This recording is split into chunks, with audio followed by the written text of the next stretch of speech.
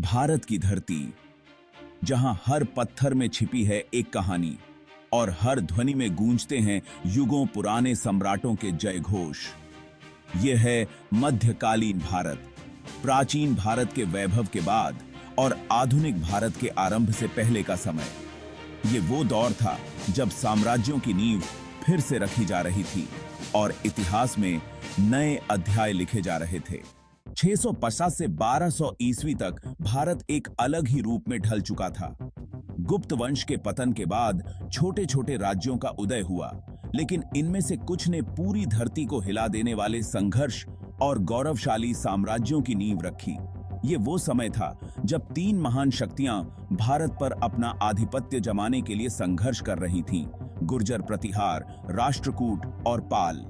इसे त्रिपक्षीय संघर्ष के नाम से जाना जाता है। गुर्जर प्रतिहार ने मध्य और उत्तरी भारत के बड़े हिस्से पर शासन किया, जबकि राष्ट्रकूटों ने दक्षिण के विशाल भूभाग पर। पाल साम्राज्य ने बंगाल और बिहार में अपनी शक्ति का विस्तार किया। लेकिन यह सिर्फ युद्धों का दौर नहीं था। इस समय भारतीय कला, संस्कृति और वास्तुकला ने भी नए आयाम छुए।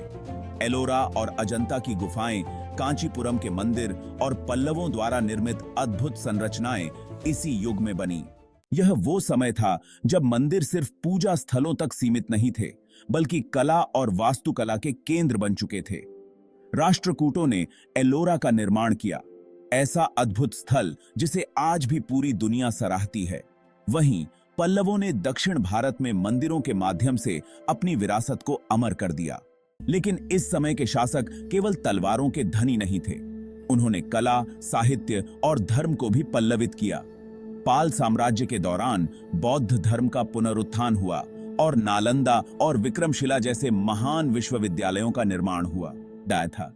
परंतु जैसे हर युग का अंत होता है, वैसे ही प्रारंभिक मध्यकालीन भारत भी अपनी स्थिरता खोने लगा। 12वीं शताब्दी के करीब एक नया युग दस्तक दे रहा था, दिल्ली सल्तनत का उभार। भारत एक बार फिर से नए शासकों और चुनौतियों के सामने खड़ा था।